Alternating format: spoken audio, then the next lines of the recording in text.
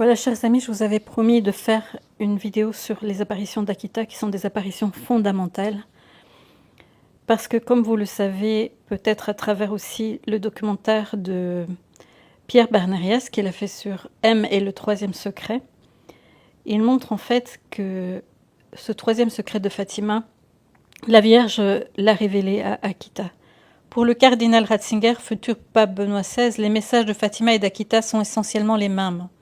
Ces propos ont été tenus en juin 1988 par le cardinal Ratzinger à l'ambassadeur des Philippines au Vatican. Voici comment Pierre Barnérias, auteur du film M et le troisième secret, de retour du Japon, rapporte cet important épisode dans l'histoire d'Akita. Monseigneur Ito sortait de chez le cardinal Ratzinger auquel il avait confié le secret de Notre-Dame d'Akita. Le cardinal l'avait gardé pendant une nuit. Il lui a répondu le lendemain sans commentaire. « Éminence, vous voulez envoyer un enquêteur sur place pour que l'Église se prononce sur les apparitions ? Je n'ai pas besoin d'enquêteur. Ce secret correspond parfois mot à mot au secret de Fatima. Il s'agit donc bien d'événements terribles qui vont toucher l'humanité et d'une crise de la foi qui est sans précédent. Les messages de Fatima et d'Akita ont été donnés par la Sainte Vierge respectivement le 13 octobre 1917 et le 13 octobre 1973. Que faut-il de plus pour croire à l'un comme à l'autre ? À Fatima, le 13 octobre 1917, ce que j'ai déjà fait connaître à La Salette. Donc en fait, on peut faire le parallèle ici avec La Salette, Fatima, Akita, et en fait ici on peut ajouter Avola. Donc, ce que j'ai déjà fait connaître à La Salette par les enfants Mélanie et Maximin, je le répète aujourd'hui, Fatima. À Akita en 1973, comme je l'ai annoncé précédemment à Akita, si l'humanité ne s'en défend pas, je serai forcée de laisser tomber le bras de mon fils, à Fatima. Sur toute l'humanité viendra un grand châtiment.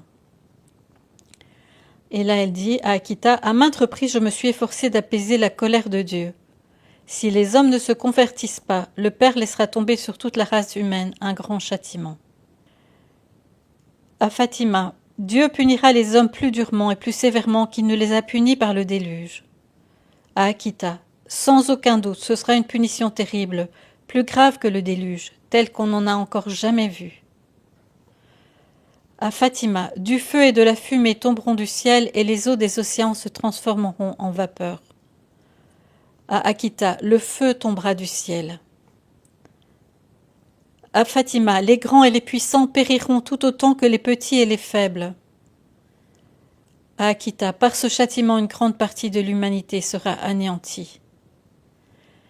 À Fatima, les bons mourront avec les mauvais, les grands avec les petits, les princes de l'Église avec leurs fidèles. À Akita, les prêtres mourront comme les fidèles. À Fatima, ceux qui vivent encore à ce moment-là envieront ceux qui sont morts. À Akita, les hommes qui seront épargnés connaîtront de telles souffrances qu'ils enverront ceux qui sont morts. À Fatima, Satan saura même s'introduire jusqu'au plus haut sommet de l'Église. Des cardinaux seront contre des cardinaux, des évêques contre des évêques, et Satan se mettra au milieu de leurs rangs. À Akita, l'action du démon pénétrera jusque dans l'Église, les cardinaux se dresseront contre les cardinaux, les évêques contre les évêques. Et puis la partie cachée que nous allons voir dans la vidéo aujourd'hui, qui rajoute quelque chose d'important. À Fatima, je suis Notre-Dame du Rosaire, que l'on continue toujours à dire le chapelet tous les jours. À Akita, la seule arme sera le rosaire et le signe laissé par mon fils. Chaque jour, réciter la prière du rosaire. Donc, La Salette, Fatima, Akita, Avola. Dans ces 4 lieux, la Vierge Marie a annoncé, comme dit Padre Pio, quelque chose de plus grave encore est l'atteinte de l'apostasie jusqu'au sommet de l'Église. Gabriel est mort au sujet de Padre Pio qui connaissait le troisième secret de Fatima. C'est pas tant les châtiments qui sont le plus graves, c'est la perte de la foi. Ça, c'est la chose la plus grave. Et c'est ça qui tourmentait Padre Pio. À la Salette, la Sainte Vierge avait dit « L'Antéchrist aura son siège à Rome » et à Aquitaine, nous voyons que la Vierge va dire « C'est l'ère du pape antichrist qui livrera tout aux ennemis ». Alors moi, je voudrais, dans cette vidéo, poser la question au père Iannuzzi, qui est donc le père spirituel, qui a été le père spirituel de Vassula et de la Vraie Vie en Dieu. Je l'ai entendu dire dans un article qu'il était impossible qu'il y ait un pape qui soit le faux prophète. Alors je lui demande, puisqu'il a fait toute une vidéo avec Vassula sur Akita, de bien se mettre au courant des dernières connaissances que nous allons voir dans cette vidéo au sujet d'Akita et de ce que le Père Yasuda a révélé qui n'était pas encore révélé jusqu'ici par rapport à Akita.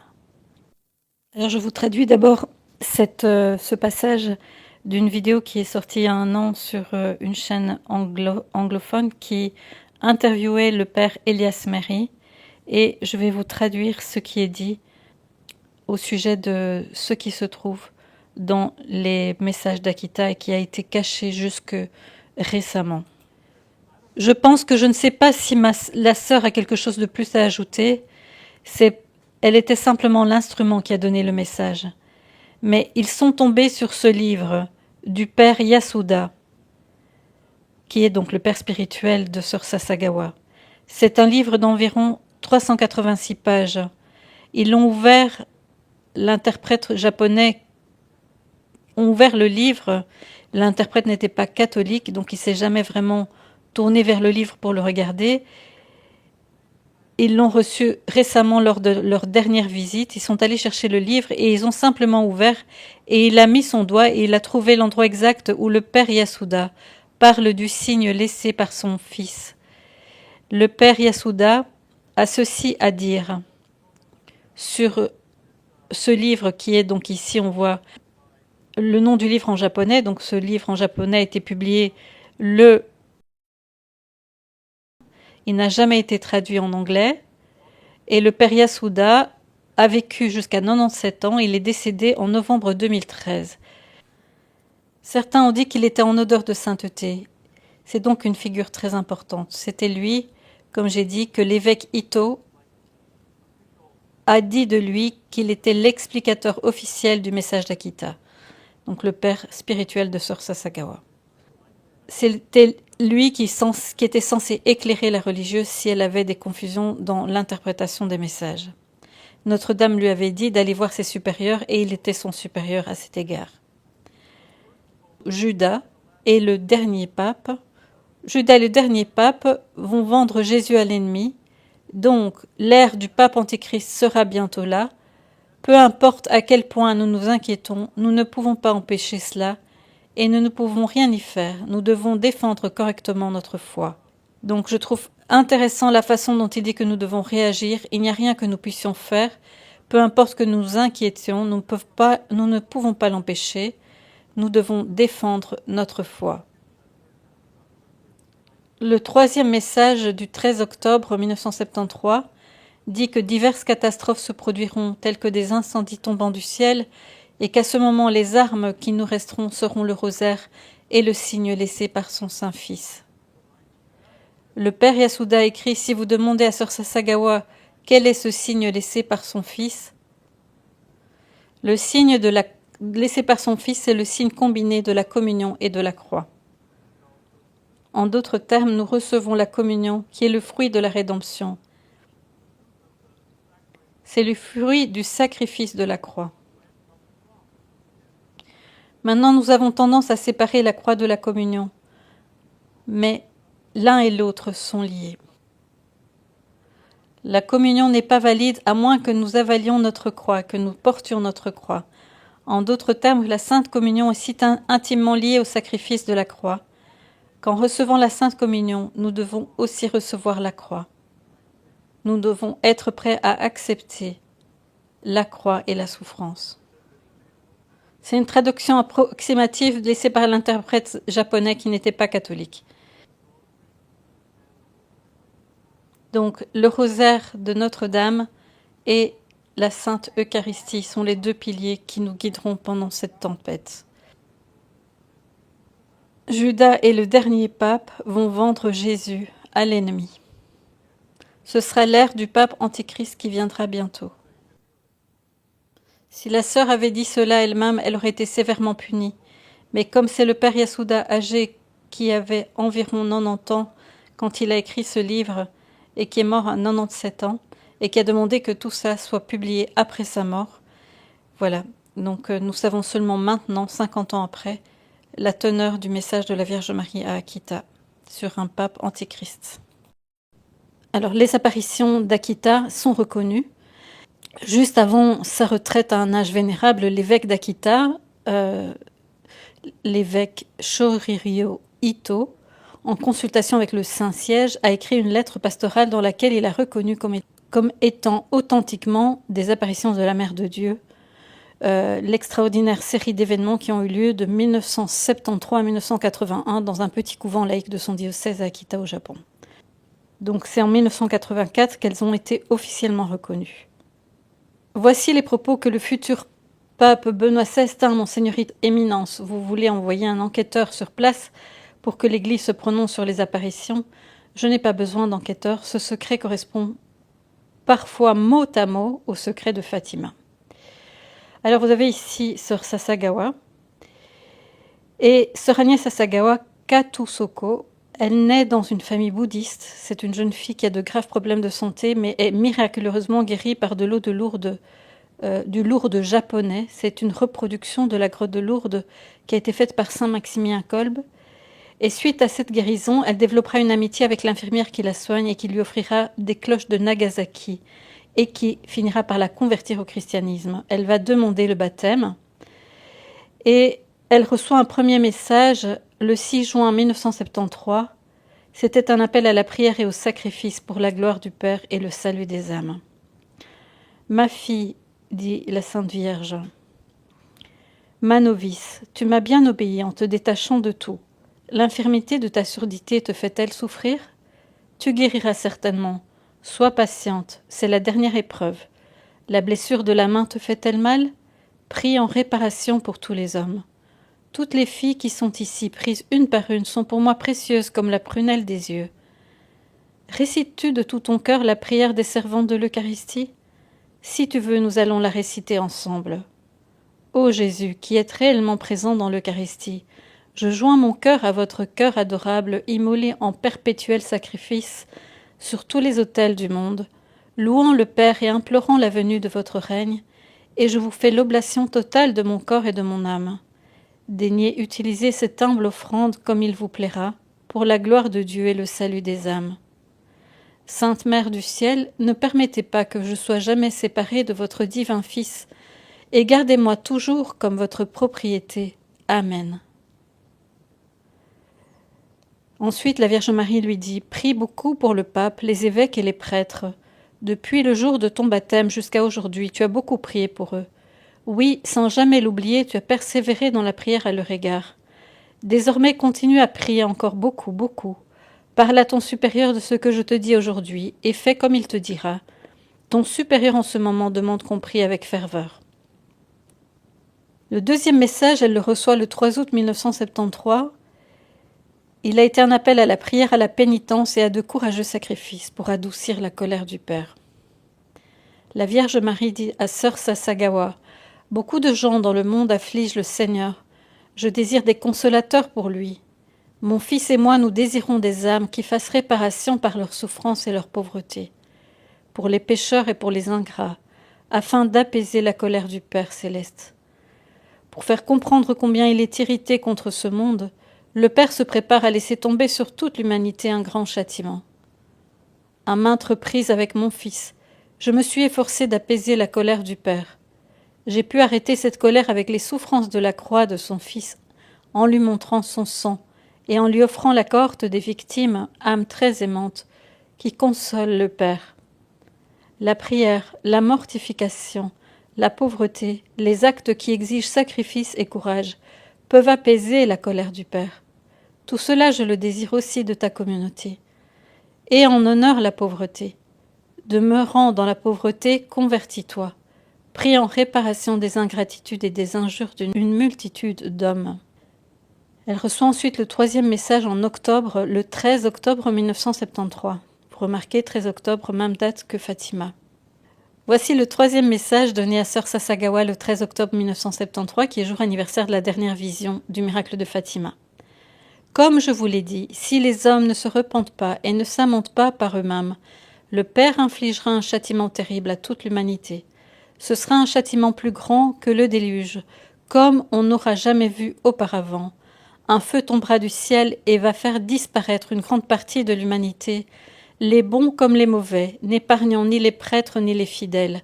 Les survivants se trouveront si désolés qu'ils envieront les morts. Les seules armes qui vous resteront seront le rosaire et le signe laissé par mon Fils. Chaque jour, récitez les prières du rosaire. Avec le rosaire, priez pour le pape, les évêques et les prêtres. Le travail du diable s'infiltrera même dans l'Église, de manière que l'on verra des cardinaux s'opposer à des cardinaux et des évêques contre d'autres évêques. Les prêtres qui me vénèrent seront méprisés et combattus par leurs confrères. L'Église et les autels seront saccagés. L'Église sera pleine de ceux qui acceptent des compromissions, et le démon pressera de nombreux prêtres et des âmes consacrées à quitter le service du Seigneur. Le démon va faire rage en particulier contre les âmes consacrées à Dieu. La pensée de la perte de tant d'âmes est la cause de ma tristesse. Si les péchés augmentent en nombre et en gravité, il ne sera plus question de pardon pour eux. Je vous fais remarquer que ce message important, c'est comme s'il y avait quelque chose qui vient aussi de la prophétie de saint François d'Assise, qui dit que c'est surtout les congrégations et les consacrés qui seront atteints par cette destruction, parce que les pièges sont envoyés envers eux plus qu'à eux tous, puisqu'on leur exige une fausse obéissance à un faux prophète. Et donc c'est vraiment le piège de la fausse obéissance qui va conduire beaucoup d'âmes à apostasier. Et il faut beaucoup prier pour les consacrés, pas que pour les prêtres, mais aussi les religieuses de toutes les congrégations. Priez beaucoup pour eux, et si vous pouvez leur envoyer les informations concernant l'invalidité de la démission de Benoît XVI, cela sera une possibilité pour eux de ne pas avoir peur d'être excommuniés par un faux pape. Père Teiji Yasuda déclare dans un livre donc, qui a été publié récemment après sa mort en japonais, et puis traduit par le père Elias Meri. Voici ce qu'il dit. « Je suis un prêtre catholique qui a été témoin de la quasi-totalité des 101 épisodes de la crémation de la statue de l'apparition de la Vierge Marie à Akita, au Japon. » Donc cette statue, je vous la remontre ici en haut, c'était une statue en bois de Notre-Dame de tous les peuples d'Amsterdam, qui est aussi une apparition très importante et qui en ce moment est décriée par l'imposteur qui a pris le siège de Pierre. Je suis un prêtre catholique qui a été témoin de la quasi-totalité des 101 épisodes de la crémation de la statue de l'apparition de la Vierge Marie à Akita au Japon, à l'exception de 3 d'entre eux. Le nombre 101 a une signification profonde et grande, qui doit rester cachée pendant un certain temps jusqu'à l'accomplissement des événements. L'évêque John Hito m'a nommé directeur spirituel de ce couvent en 1974. 1 an avant le début des lacrymations. Chaque fois que la statue de la Vierge Marie pleurait, quelqu'un venait me prévenir. J'étais appelée à aller observer la lacrymation. À chaque fois que j'ai assisté à ces événements miraculeux, j'ai demandé aux témoins de prier 5 dizaines des mystères douloureux du rosaire devant la statue qui pleurait. Chaque fois que des larmes sont restées sur la statue après la récitation commune du rosaire, j'ai recueilli les larmes avec des cotons-tiges. Ces cotons-tiges conservés avec des étiquettes indiquant la date de chaque larme ont été préservés comme de précieuses preuves solides et sont conservés dans un récipient en bois avec un couvercle en verre. La raison pour laquelle la statue a versé des larmes est restée une question sans réponse pendant de nombreuses années. Certains interprétaient les larmes comme une mise en garde de la Sainte Mère contre les péchés des hommes modernes. Mais en 1981, un événement mystérieux m'a montré que Dieu avait fait pleurer la statue pour enseigner à l'Église catholique romaine la vérité sur la corédemption par la Vierge Marie. En attirant l'attention de l'Église sur les souffrances et les larmes de Marie au pied de la croix. Dès le début de cette série de lacrymations, J'ai également pensé qu'il pouvait y avoir une relation profonde entre les larmes de la statue et le fait historique que la Sainte Vierge Marie ait pleuré sur le calvaire lorsqu'elle a vu son Fils divin, Jésus-Christ, racheter l'humanité par son sacrifice sanglant sur la croix.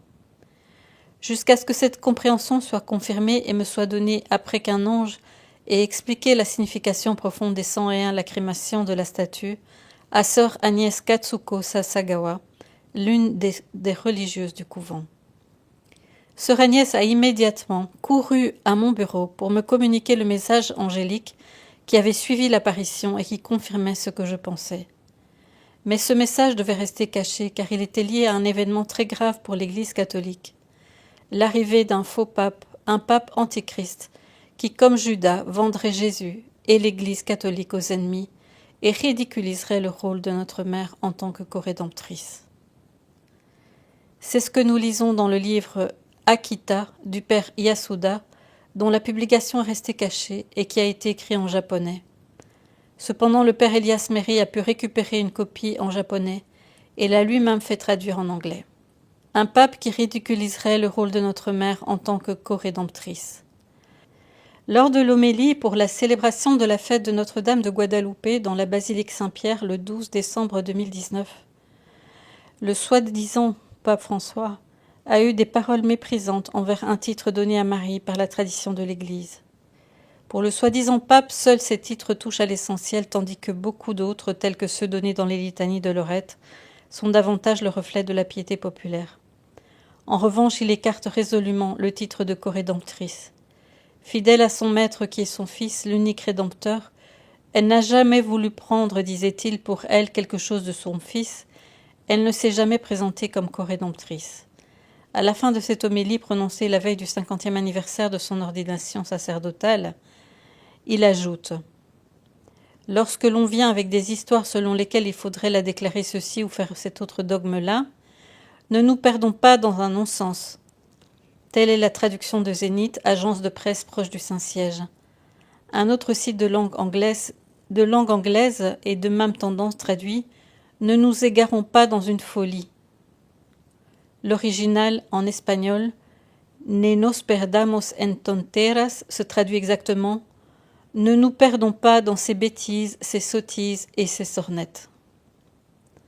Ainsi donc, il est clair que pour le soi-disant pape, vouloir déclarer la très sainte Vierge corédemptrice releverait de la sottise, terme qui traduit adéquatement sa pensée. Alors, Bergoglio est en totale rupture avec les papes précédents. C'est normal puisqu'il n'est pas pape. Pie IX, dans sa bulle Ineffabilis Deus, qui proclame le dogme de l'Immaculée Conception en 1854, écrit « C'est pourquoi, de même que le Christ, médiateur de Dieu et des hommes, ayant pris la nature humaine, efface le sceau de la sentence qui était contre nous et l'attache en vainqueur à la croix, de même la très sainte Vierge, unie à lui par un lien étroit et indissoluble, avec lui et par lui exerçant des hostilités éternelles contre le serpent venimeux, et triomphant pleinement de cet ennemi, a écrasé sa tête de son pied immaculé. Si le mot de corédemptrice ne figure pas, l'idée et sa réalité y sont bien exprimées. Léon XIII. Plusieurs textes du pape Léon XIII expriment même cette doctrine.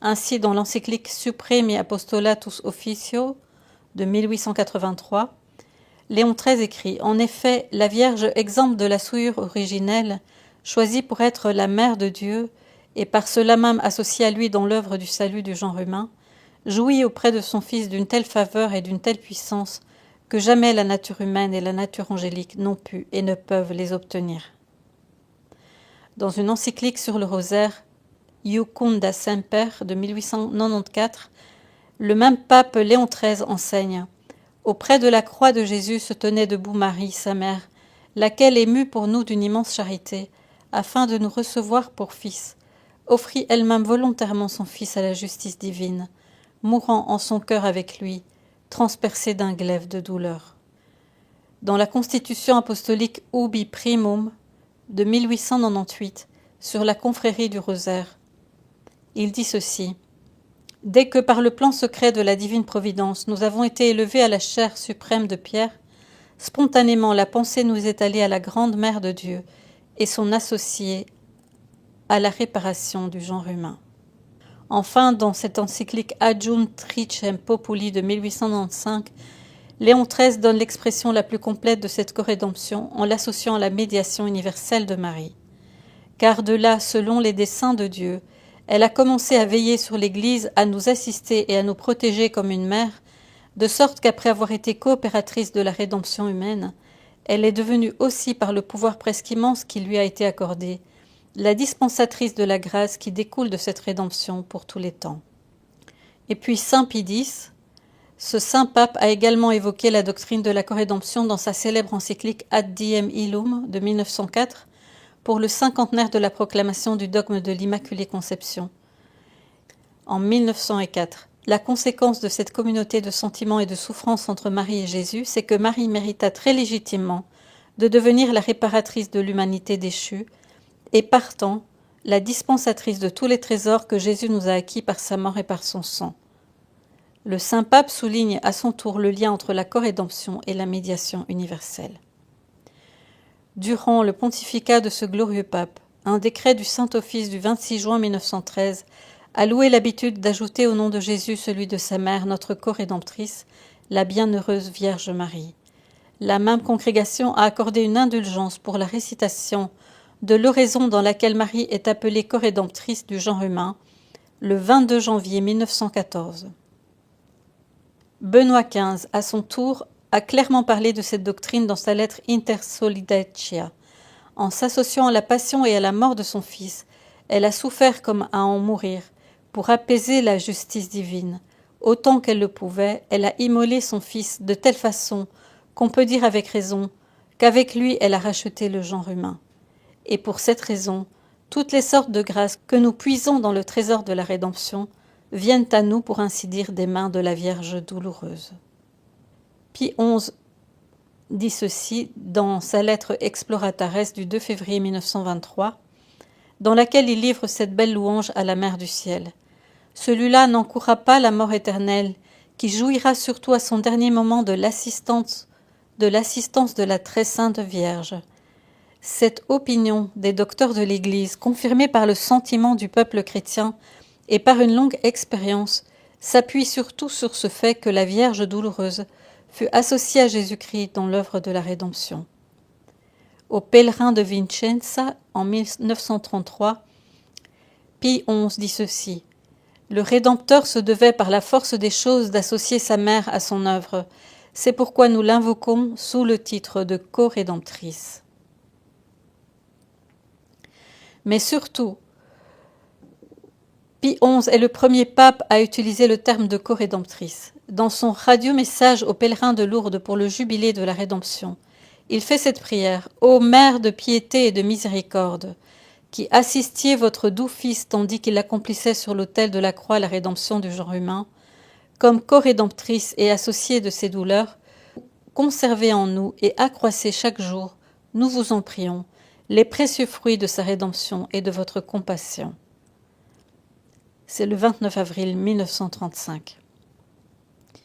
Ensuite, Pie XII, le pasteur angélique, a plusieurs fois décrit le fait de la corédemption de Marie, même s'il n'emploie pas le mot. Dans l'encyclique Mystici Corporis, par exemple, en 1947, il écrit : « Ce fut Marie enfin qui, en supportant ces immenses douleurs d'une âme pleine de force et de confiance, plus que tous les autres chrétiens, vraie reine des martyrs, compléta ce qui manquait aux souffrances du Christ pour son corps qui est l'Église. » Colossiens chapitre 1 verset 24. Si le terme de corédemptrice ne se trouve pas sous la plume de ce pape, la doctrine s'y trouve, avec toute la netteté et le développement possible. Que l'on en juge par cette citation de l'encyclique Ad Celi Reginam de 1954 sur la royauté de Marie. Dans l'accomplissement de la rédemption, la très sainte Vierge fut étroitement associée au Christ. En effet, comme le Christ, pour nous avoir rachetés, est notre Seigneur et notre Roi à un titre particulier, ainsi la bienheureuse Vierge est aussi notre reine et souveraine, à cause de la manière unique dont elle contribua à notre rédemption, en donnant sa chair à son Fils et en l'offrant volontairement pour nous, désirant, demandant et procurant notre salut d'une manière toute spéciale. Parmi les papes conciliaires, Paul VI suggère la même chose dans sa Professio Fidei ou Credo du peuple de Dieu, en 1966. Unie par un lien indissoluble au mystère de l'incarnation et de la rédemption, la bienheureuse Vierge Marie l'Immaculée, ayant achevé le cours de sa vie terrestre, fut portée corps et âme à la gloire du ciel, où elle participe déjà à la gloire de la résurrection de son Fils, anticipant la résurrection des justes. Et nous croyons que la très sainte Mère de Dieu, la Nouvelle Ève, Mère de l'Église, continue au ciel à exercer son office maternel à l'égard des membres du Christ, coopérant pour que les âmes rachetées naissent et grandissent dans la vie divine. Ensuite, Jean-Paul II dit ceci: Marie conçue et née sans la souillure du péché, a participé de façon admirable aux souffrances de son divin Fils pour être co-rédemptrice de l'humanité. Audience générale du 8 septembre 1982. Audience du 4 mai 1983. Marie est la plus étroitement associée à l'œuvre du salut et sa participation réelle et importante offre la plus totale coopération au mystère de la rédemption. Enfin, le 31 janvier 1985, le rôle co-rédempteur de Marie n'a pas cessé avec la glorification de son Fils. Et puis, dans l'audience générale du 24 septembre 1997, la constitution Lumen Gentium du Concile Vatican II veut mettre en relief, comme il se doit, que la Vierge fut intimement associée à l'œuvre rédemptrice du Christ, devenant généreusement associée au Sauveur, et cela à un titre tout à fait exceptionnel. Par les gestes de toute mère, des plus ordinaires à ceux qui engagent le plus, Marie coopère librement à l'œuvre du salut de l'humanité, dans une profonde et constante harmonie avec son divin Fils. Enfin, Benoît XVI, la position de Benoît XVI n'est pas celle d'un refus, mais de la prudence du théologien. Le cardinal Joseph Ratzinger, alors préfet de la doctrine de la foi, a affirmé « Ce qui est juste dans cette appellation de corédemptrice, c'est que le Christ ne reste pas extérieur et forme une nouvelle et profonde communauté avec nous. Tout ce qui est à lui sera nôtre et tout ce qui est nôtre, il l'a fait sien. Ce grand échange est le contenu spécifique de la rédemption, notre libération et notre accès à la communion avec Dieu. Et parce que Marie anticipe l'Église comme telle, qu'elle est l'Église en personne, cet être avec est réalisé avec elle de façon exemplaire. Mais cet avec ne doit pas faire oublier le d'abord du Christ. Tout vient de lui, comme le soulignent les épîtres aux Éphésiens et aux Colossiens. Marie aussi est tout ce qu'elle est par lui. Le terme de corédemptrice obscurcirait cette donnée originelle. Une bonne intention s'exprime dans un mauvais vocable. Dans le domaine de la foi, la continuité avec la langue de l'écriture et des pères est essentielle. La langue n'est pas manipulable à volonté. Lorsqu'il est devenu pape Benoît XVI, il a su accueillir avec bonté et paternité l'initiative suivante. La demande en faveur du cinquième dogme marial, Marie corédemptrice, fut présentée au Saint-Père par le cardinal Télesphore Topo en 2006. En effet, du 3 au 7 mai 2005, nombre de cardinaux, archevêques, évêques du monde entier se sont rassemblés à Fatima au Portugal pour un symposium sur Marie corédemptrice. À la fin de ce symposium, les cardinaux et évêques présents conclurent unanimement pour la soumission et la signature d'une nouvelle pétition ou votum à sa sainteté le pape Benoît XVI en vue d'une définition dogmatique solennelle de Notre-Dame comme la mère spirituelle de tous les peuples sous ces trois aspects de corédemptrice, médiatrice de toute grâce et avocate. Voici le témoignage du cardinal Topo, coprésident du symposium de Fatima. Le samedi 3 juin 2006, j'ai eu le privilège d'avoir une audience privée avec sa sainteté le pape Benoît XVI.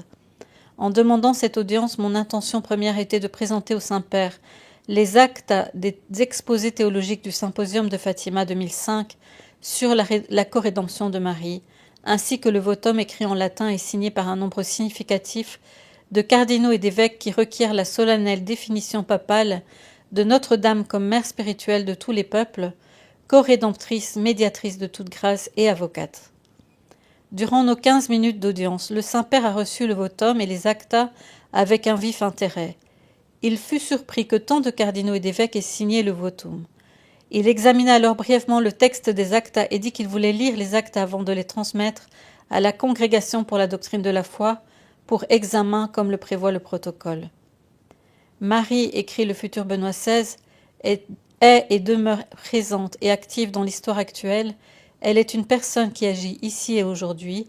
Elle ne se tient pas au-dessus de nous, elle nous précède. La mariologie devient une théologie de l'histoire et un appel à l'action.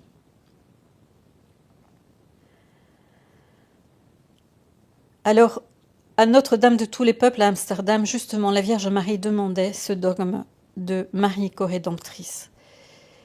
Et ce n'est pas pour rien que c'est cette statue qui se trouve à Akita, où les 101 lacrymations de la Vierge viennent rappeler, comme le disait l'ange à Sœur Sasagawa, et confirmer les pensées du Père Yasuda, que Marie est corédemptrice. Ensuite, ô Jésus qui êtes réellement présent dans l'Eucharistie, je joins mon cœur à votre cœur adorable, immolé en perpétuel sacrifice sur tous les autels du monde, louant le Père et implorant la venue de votre règne, et je vous fais l'oblation totale de mon corps et de mon âme. Daignez agréer cette humble offrande comme il vous plaira pour la gloire de Dieu et le salut des âmes. Sainte Mère de Dieu, Sainte Mère du ciel, ne permettez pas que je sois séparée de votre Fils, et gardez-moi toujours comme votre propriété. Amen. C'est donc la prière des servantes de l'Eucharistie que la Vierge Marie a priée avec Sœur Sasagawa lors de la première apparition. Je voulais aussi vous faire remarquer que dans le lieu d'Akita, La Salette et Avola, où la Vierge a annoncé ses châtiments, c'est aussi un lieu où elle a pleuré. C'est des larmes qu'elle a versées. À La Salette, on voit la Sainte Vierge pleurer, et c'est très récemment qu'il y a encore eu, le 8 décembre, Notre-Dame de la Salette qui a versé des larmes, le jour où il s'est passé quelque chose dans l'église Notre-Dame de Paris. À Akita également, 101 lacrymations. Et à Avola, Avola se trouve juste à côté de Syracuse. Il y a eu à Syracuse, quelques dizaines d'années auparavant, des larmes d'une des statues de la Vierge. Et à Avola, la Vierge Marie demande le lieu d'Akita, La Salette et Avola, où la Vierge a annoncé ses châtiments. C'est aussi un lieu où elle a pleuré. C'est des larmes qu'elle a versées. À La Salette, on voit la Sainte Vierge pleurer, et c'est très récemment qu'il y a encore eu, le 8 décembre, Notre-Dame de la Salette qui a versé des larmes, le jour où il s'est passé quelque chose dans l'église Notre-Dame de Paris. À Akita également, 101 lacrymations. Et à Avola, Avola se trouve juste à côté de Syracuse. Il y a eu à Syracuse, quelques dizaines d'années auparavant, des larmes d'une des statues de la Vierge. Et à Avola, la Vierge Marie demande qu'on ait la dévotion de ces larmes. Elle demande la prière et la dévotion à ces larmes. De la même façon, à Manduria d'ailleurs, la Vierge Marie pleure des larmes de sang et demande la dévotion à ces larmes. La prière par les larmes de la Vierge Marie. On obtient beaucoup par les larmes de la Vierge Marie, qui sont puissantes sur le cœur de Dieu. Alors rappelons-nous que notre maman a besoin de notre prière. À côté d'elle, elle nous demande de rester au pied de la croix, de la passion de l'Église, avec son Fils et avec elle, elle qui est en larmes pour le monde et l'humanité. Et rappelons-nous que ce qu'elle nous demande, c'est de prier. Et donc, restons bien attachés à la prière, chers frères et sœurs. C'est vraiment la chose la plus importante dans ces temps. Que le Seigneur vous bénisse.